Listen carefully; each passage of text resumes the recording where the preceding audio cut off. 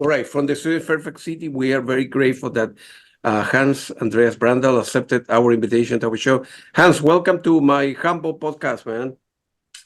Thank you very much. It's an honor to be here. Oh, thank you, Lord. The honor is all mine, my friend. Let's go back to the beginning in your life. How did you start in music? Were you born like in a sort of musical family?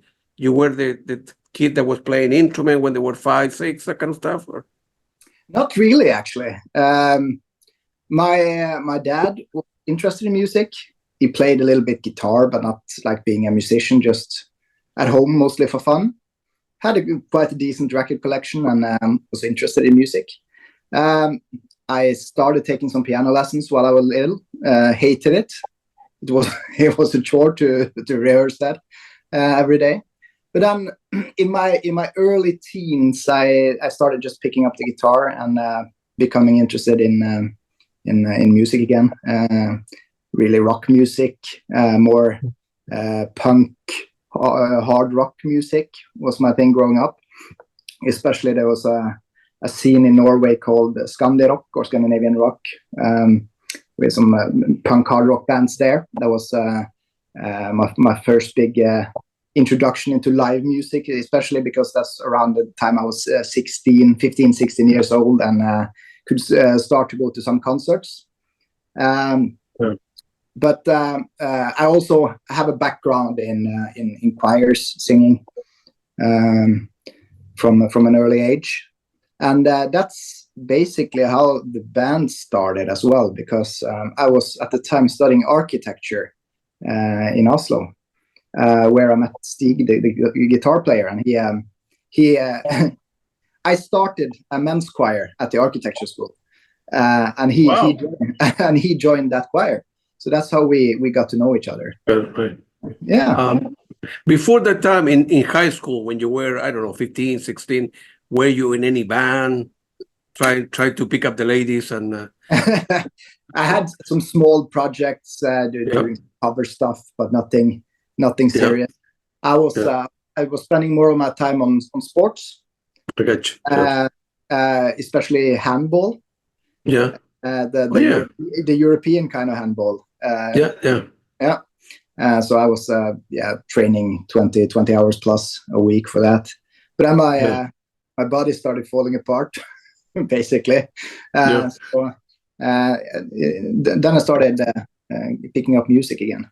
But I mainly had just put it aside and thought that I wouldn't make a career for myself, because especially growing up in Ålesund, where I'm from, which is the northwestern part of the country, I didn't have any friends that were interested in the same kind of music as I was. So it was hard for me to find anyone to play with. So it was first when I moved to Trondheim. I've done a lot of weird things studying. Yeah, I've studied for close to 14 years at high school, at university. University, right? Yeah. Wow. So you went from architecture to microbiologist, or you work as a microbiologist? No, first I did music technology. Gotcha. A bachelor in music technology. Yeah. In Trondheim. So that's when I started getting a little bit more serious about music again. All right. But then it was more the experimental scene, like doing more technical stuff. We had a band there where we were playing just effect pedals that we chained together and made noise music for a while. Often inviting musicians to play with us and kind of improvise on top of that. It was quite fun, but nothing too serious. Then I moved to Oslo and started architecture school. And while I have stopped thinking about playing semi-professional in a band, then suddenly I met Stig, and he played in a band with his father, and he wanted to start his own thing. And that's when we formed, 2015. Yeah, good for you, man. Good for you. I'm glad you did, man. I'm glad you made the step to begin with. Your music has been kind of defined as a neo-progressive symphonic rock, which is very, very eclectic, right? But unmistakably, you have echoes for all the 1970s progressive band, right? So that is the type of music you guys were listening at the time? Oh, definitely, especially Kristoffer and Stig in the band. Huge fans of the classic neo rock bands, Arena, IQ, Marillion, of course, Frost. So I think that's where it started, and then I think our sound has become something else than neo rock, neo prog right now. The influences are still there, I would say, but Bård, our keyboard player, he's mostly into jazz and loves that. The new bass player, he's he mostly only listens to Dream Theater, but he's quite a bit younger than us as well. And me having a more punk hard rock background probably puts a different spin on this as well. So it's an eclectic group of people, and I think that reflects in the music as well. Absolutely. I was listening for a technical point of view. I not just listening to the music, but I was analyzing the music with the little bit I know about music, because I don't play any instrument or I don't read music, but I noticed that you guys, it is that for a new person who joined the band, it's very complicated, because for the time signature, symphonic arrangement, and so on and so forth, it's not that easy to want to learn the music, right? And to play that kind of music. You guys spending a lot of time in rehearsing, coming up with new ways to do things, new tracks, and so forth? We should have spent more time rehearsing. You should. Because it's complicated music. It's like we talk about King Crimson. It's not that easy to understand stuff. We used to have a rehearsal space and try to practice once a week, or meet up and practice once a week. But as we've gotten older, there's some members of the band have kids. Sure. People live in different cities now, so now it's mostly we write parts individually on the computer. We have a shared Dropbox folder with a shared project open, and we can all add our pieces into, and then we do rehearsal weekends mostly, where we practice in front of gigs that we're gonna have, or writing sessions. We also do like weekend-long writing sessions, which we're doing right now because we're well on the way on the fourth album, actually. Good for you, man. And then, so for the creative point of view, you guys send like a share folder back and forth ideas. I have this guitar riff, or the guy say, well, I was walking to a supermarket, I heard, this 20-second electronic beat or whatever. We can slow it down and make it more progressive. All the above, I imagine, right? That how ideas come to you when you're thinking about a new track, or not even a track, something that you read. It's as you say, it could be anything. You can listen to some on the band and get inspired by that, or you can just walk in the supermarket and stand in a fruit aisle and think of something, right? And then in this day and age, it's so easy to put your ideas down in MIDI format on the musical program that we write in. So it's easy to just quickly get your ideas down and then share with the band to get an idea. Right. You guys at the beginning were a trio, right? Obviously the three of you, right? Well, we always had an idea of being a quintet or having that kind of instrumentation in the band. But we were three people who started a band back in November 2015. Cool. And then we, on the first album, we had a session player doing the keyboards for the recording of the album. And we had our previous bass player who joined, I think for the recording of the album, I think as well, Espen LARSEN. And then for our first debut concert, Bård actually was hired to play as a session musician, but he kind of never left the band. All right, So that's good. he didn't do the recordings for the first album, but he's played every show. So yeah, we struck gold there, and he's a great guy to have in the band. Yeah, that's good for you.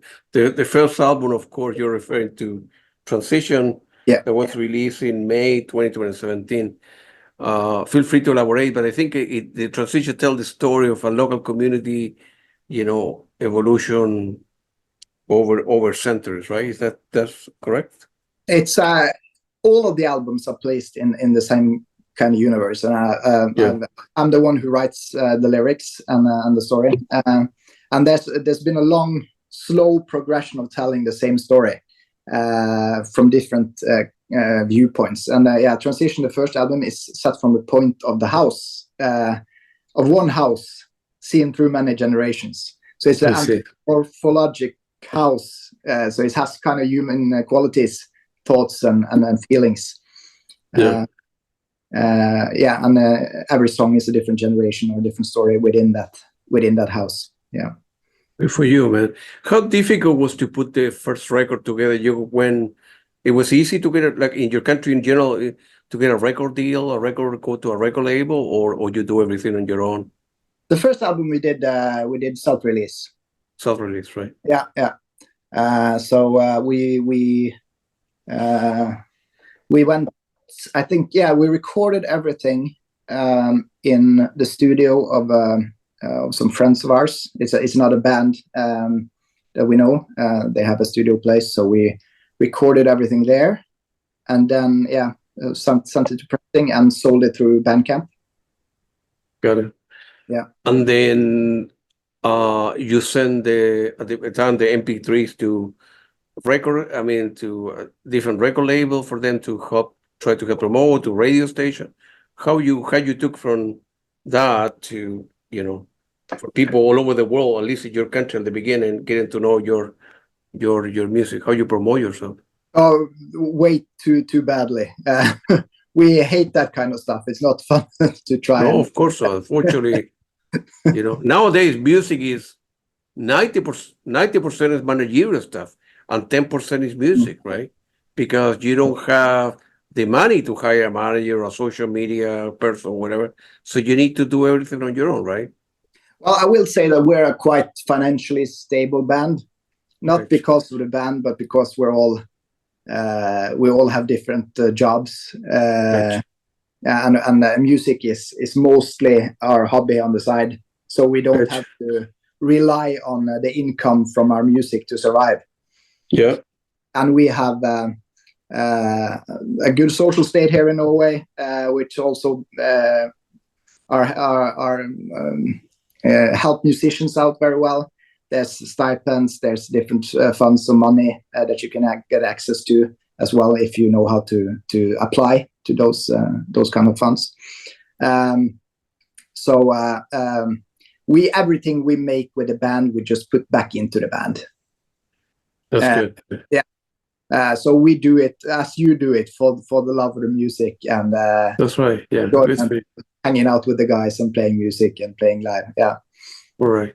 So we're talking about 2017. So 8 years ago or so, right? So okay. So where you put the album out there, were you able to play in some venues, at least coffee shop or small theaters, or we have to begin to promote your music? We have some connections in the industry and in the prog scene here in Oslo. Yeah. Especially Morten CLASON is the father of the guitar player Stig. He puts on a progressive rock music festival just outside of Oslo every year. So we had our debut concert there back in 2017. So that was a great experience. And it's mostly through our contacts in the local scene that we play. We've been lucky enough to play Lorelei in Germany, and Night of the Prague. Yeah, that was amazing. And we're going to do a festival in Sweden later on this year. So, but now we're on a record label, so it's a little bit different now. Not a huge label, but it's called Criminal Records. We signed with them Yeah, somewhere in between the first and the second album. I get you. And then, so the second album, I think, is called Alienism. Is that correct? And it was released in 2019. I think I was reading reviews. It was well received, I believe, right? Yes, Is that and my understanding? I would say the main difference between the first and the second album, apart from the obvious that we we have rehearsed while we know each other better, we have better time to rehearse and play all the songs. Is that most of the songs on the first album were old ideas that members of the band just had laying around, right? So it was kind of just stitched together into an album, and we only make concepts albums, so it's a little bit more fragmented than our later albums, I think, because of that. But Alienism was the first album that we wrote all together as a band, and I think that reflected a jump in quality and also the personal growth we all has had as musicians in those years leading up to it. Yeah, I think the theme there is different patient related to a psychiatry unit, that kind of stuff, and what is. I imagine that in the real world, right? But not in the music world. But these people, hanging out and living and with psychiatry disorder and psychiatry unit, but be like a horror movie. It might be every so often you read the news about mistreatment or this or that. That's a very complicated world, man, for those people. That unfortunately, I don't know, we're born with with a dysfunction or being psychotic or schizophrenic, and the families put them away. Man, must be very, very difficult. Yeah. Yeah, I think it's a really interesting subject, and I think is why it's always been books, movies, music about the human psyche, because it's something we will never fully be able to comprehend and understand. Yeah. Why you picked that idea if you don't mind, that particular idea for that album? It's been a part of a long time. As I said, these are all fragmented pieces of the total story. It's going to make more sense with the upcoming album, the fourth album. I see. All right. It's tied together all the previous three albums into the story. Yeah. As you write the lyrics, the other guys in the band need to, they don't need to agree with the lyrics, may or may not, but they need to play good music behind to make a cohesive story, right? Yeah. It wouldn't be a jazz music behind to that story. It need to be more psychedelic, more funk, I suppose, right? That kind of stuff. And then, so after the second album, what do you do? How difficult was to now move up in the world? Well, after the second album, things started to happen. I see. Wow. Rolling, we got a lot of great reviews, a lot of attention from different magazines and radio channels and everything. We were slotted to play at Lorelei that year, or the year after, so in 2020. But then the pandemic happened. Wow. Yeah. And it happened again. So 3 times the charge. So it was 3 years after we were supposed to play Lorelei. It was postponed 2 times before we actually got to play there. And by then, a lot of the momentum that we had from the from that album was gone. So we kind of had to start again with the third album. But you didn't. Go ahead. Yeah, and because we lived in different counties, the rules in Norway was that we couldn't meet up and rehearse as well. So, I get it. And after the second album, the bassist player, I think Espen, ended up leaving, right? And then Emil joined the band. Is that correct? Yeah, that's correct. We known Emil since he was just a little boy. He was one of our big fans, coming at our shows at an early age and standing in front and having a good time. Yeah, he is an amazing musician. His main instrument is guitar, but he can play everything. He plays piano and bass, and yeah, he also plays some baritone, some horns on Wow. the album. It's just about, I think it's just 15 seconds or something on the album. But yeah, he's away studying for his masters in music now in Kristiansand. So it's I think he's the only one who's going full time into music, but we'll see. But yeah, we asked him if he wanted to audition, and he came prepared, and He got the job. He got the job. We haven't regretted that decision at all. He's a good fit with the band. It's a lot of fun. Great guy. Yeah, good for you guys. But feel free to elaborate in the last album, right? Black Sign and White Lies, which is a complex narrative exploring theme of faith, identity, relation, and so on and so forth. And I think it's divided into two parts, right? The evolution and evolution. Feel free to elaborate on part one and part two, and so on and so forth. So the theme or the story in Black Signs and White Lies is it's more linear than the previous two albums. Because in the first album, the whole story is told from the viewpoint of the house, and then lots of different stories that build it together. And the same in the second album, there's the doctor at the hospital who's the main focus, and he tells stories about his patients in fragmented stories. This is more of a linear story.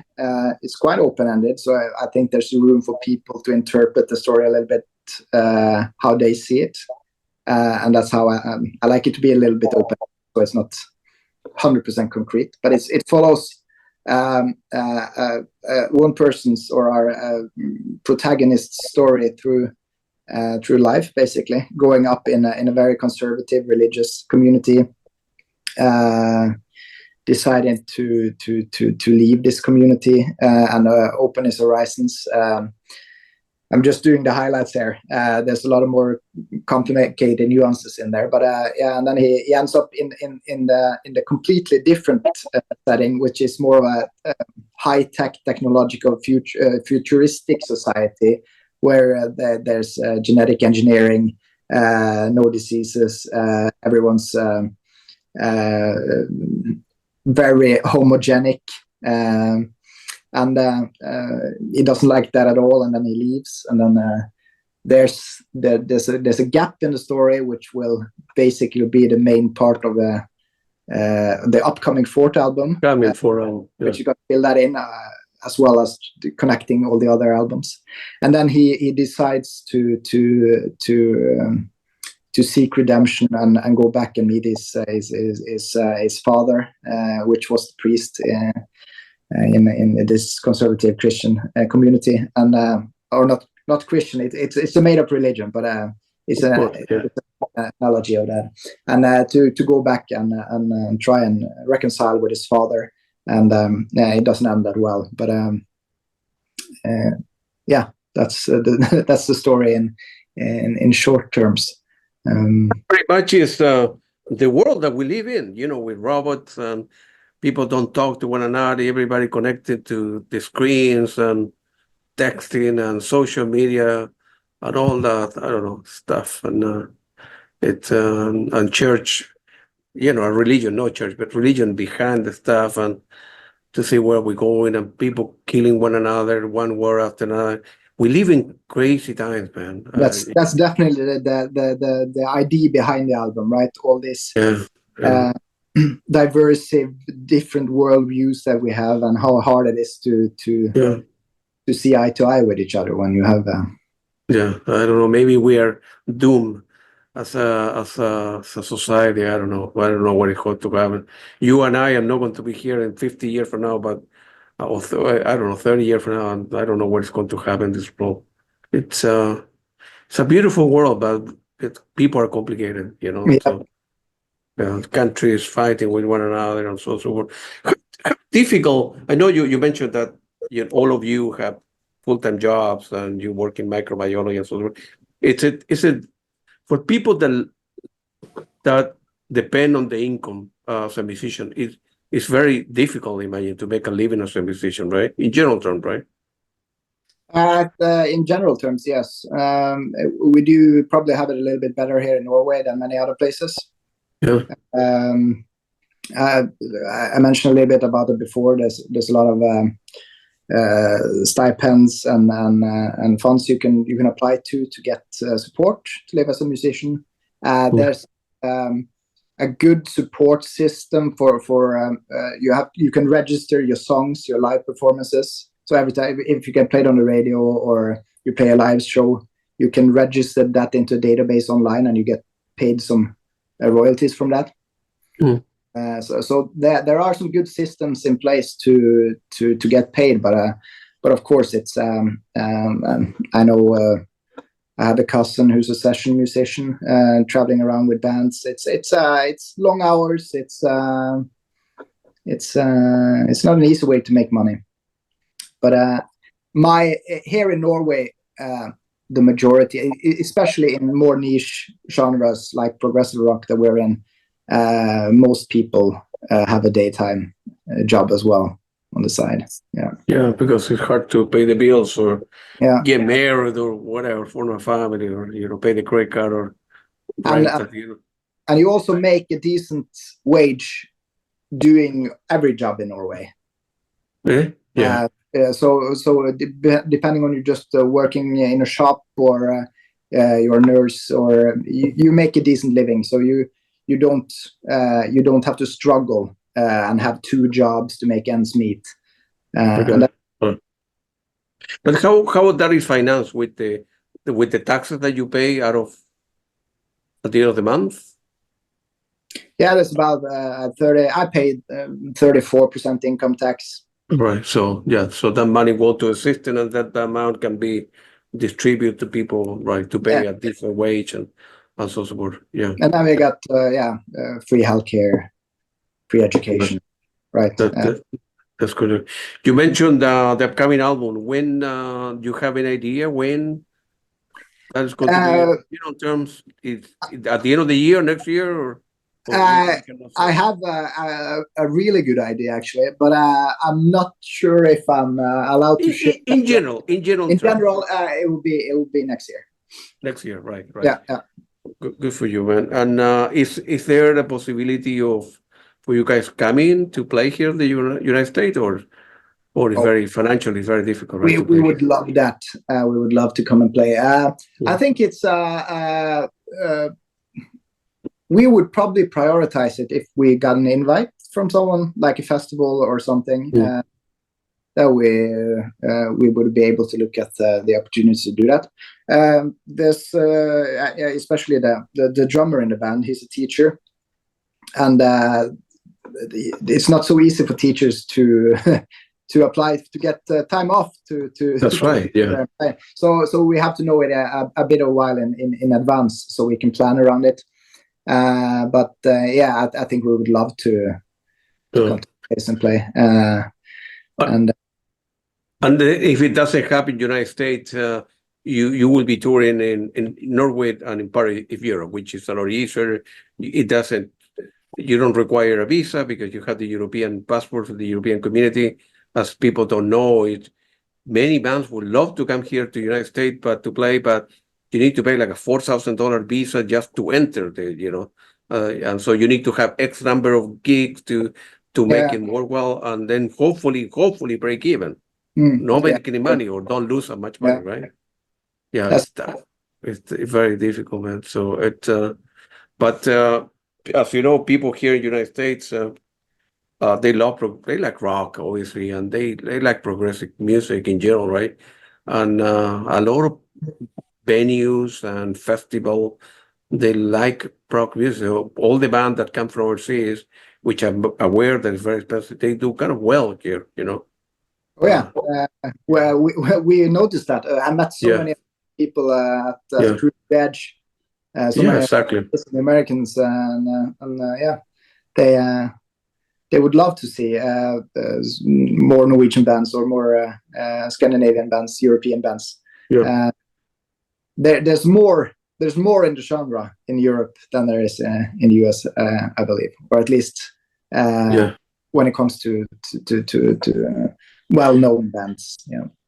Gotcha. When you guys go on tour, when are you going to be touring in your country during the summer? You hope, or we're not at least going local gigs? Or? Yeah, we're not going on a full tour, but we're going to do some concerts. We're playing the 12th of June is the first concert. We're doing the pre-party for Marillion weekend. Yeah. So we're playing, so that's going to be fun. Playing on Thursday with Dim Grey, another great Norwegian band. Yeah. That's the keyboard player from Big Big Train, if you heard about them. Yeah, I interviewed them. They're very nice people too. Yeah, you did, yeah. Of course. Yeah. So we're doing that, and then Marillion and two Norwegian bands are playing on Friday and Saturday. So it's going to be an amazing weekend. Right. Yeah, and then we're doing a festival in Sweden, and I think we have another concert lineup in Hamar, just north of Oslo, as well. Yeah. Yeah, good for you. Yeah. How you with the 3 album? Everybody want to listen to the hits, but how you when you say okay, when that the Marillion gig that you're playing that Thursday night, how you decide from your catalog you want to say you want to play now because you have you have a selection of 30 songs or so, which are long songs because progressive music to play, and if you play 10 songs that we are talking about 2 hours or something, each track is about 10 minutes. How you decide what to play? And of course you have your favorite, right? The kids want to listen to the. Well, it depends what kind of tour we're on, right? So we're promoting an album each time, basically. So you need to play that. Yeah. So this time we're just playing the new album. That's 2 songs, and then we're doing some best stuff. Of course, greatest hits collection. We usually try to spice it up a bit. There's a small instrumental song called Midlife from Transition from the first album. And usually that's being put into the second part of the show after we're done with promoting the album, because by then I usually need a short break because I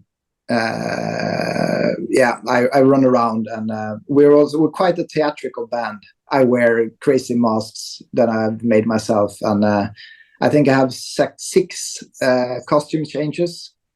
Wow! In the new album. So by then I just need a few minutes to breathe and put on some normal clothes before the second part of the show. Yeah. And everybody in the band does that, or only you? The band has one costume change. Costume changes. There's one costume for Black Lies and one for Black Lies and one for White Lies. So we changed during the intermission there. But me, I run around, and there's some electronics in there, some lasers and everything. So it's quite stressful. Yeah, wow. Maybe you should send the link of your music to Peter Gabriel. He remind me of when he was in the beginning with Genesis, and he was casting and it's I won't deny the inspiration, definitely. So that's fun. That's right. But your music is great, man. I'm happy that I will discover your band. I have my favorite, but always looking up for new bands and and year after year, a new band from Norway, another new band from Norway. I asked the question I think a long time ago, and I was told that I think when you guys are kind of 15, before you go into school, you can go to the science path. Hey, I want to be a doctor, I want to be a scientist, an engineer, or I'm more interested in the art and music and art and writer, and you kind of make the decision early in your life, right? And 2, there's several great music school there, right? So that's the reason probably there's a lot of kids when they're 18, 19, studying in the conservatory or wherever it is, and then become full-time musician down the road, right? Yeah, well, it depends on the person, I believe. But but you also have a flexibility in that, because education is free here, it's okay to try different things out. Right. You won't get too much in depth by trying out. It's not like here in the United States, which is very expensive. Yeah. So you're allowed to experiment and fail and try again without too much consequences. I got you. Well, good for you, man. Feel free to elaborate on where people can buy your music, and you have like a website where out of the 3 albums, everything is in vinyl, CD, or just the first album is currently only on CD. Yeah. Or streaming digital. You can buy. But Alienism and Black Science and White Lies is on vinyl. There's some limited edition vinyls as well, colored edition. Don't know the availability of them, but I think we did a second repressing of some of the older stuff now, so I think everything should be in stock. We sell it through our record company, Crime Records. Easiest way to find it would probably be to go to our website, Infringement. There is also a little more information and text about the album and the story of the album. Of course, that's in the lyrics. Important. Makes it easier to maybe pick up on the story, understand what's going on. To understand the madness behind the. I will say that the way that I write the lyrics, it's to be able to understand everything. You will need to have the booklet or inlay because there insert texts in between the lyrics. I see. Exactly. Yeah, and good for you. Yeah, and also different parts are acted out on stage as well. So to get the whole experience and understand everything, you would have to buy the record and see the live show. Of course, I will be putting the link for your the website where people can buy the music, and as well as put a link for Bandcamp so people can hopefully buy your music. And of course, with the upcoming album, you say next year, then everybody can put the whole story together, because you have in between areas, and now you want to feel the whole, and then people can go for one album 1 to album 4. As opposed to listen to it. It was very nice talking to you, Hans. Quite sure we'll do a follow-up interview when the new album comes up next year. I would love to talk to you again. I had a great time. Thank you very much. I like I told you before, I don't play music. I don't read. I don't know how to play instrument. I don't read music and that, but music has been a very important in my life and has given me a lot of satisfaction. And it's as we say before, we live in crazy time, and I don't know.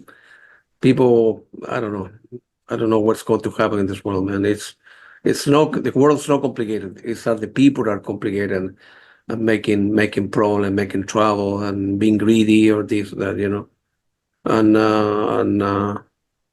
very few people nowadays buy music, or it's very weird. Of course, I buy a lot of music Bandcamp because I want to help the bands. I know that they Bandcamp only take like 10% and 90% go to musicians. That's the way we should. But like Spotify is a ripoff. You need to have like 1 million hits to get a check for $10 to get a cup of coffee. That's something wrong with that.